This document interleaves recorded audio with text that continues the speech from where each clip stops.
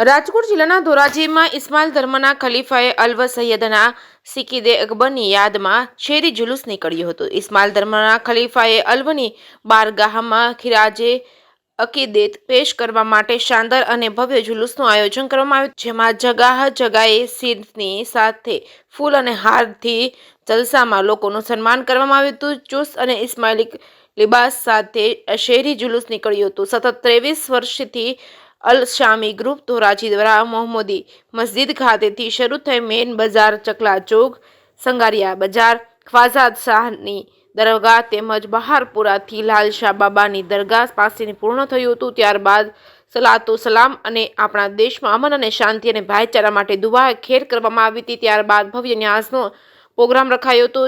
આ ન્યાઝનો હજારો લોકોએ લાભ લીધો હતો અને જલસાને સફળ બનાવ્યો હતો। જે કેસની ગુજરાતી સાથે મતીન બાપુ સૈયદ, ધોરાજી।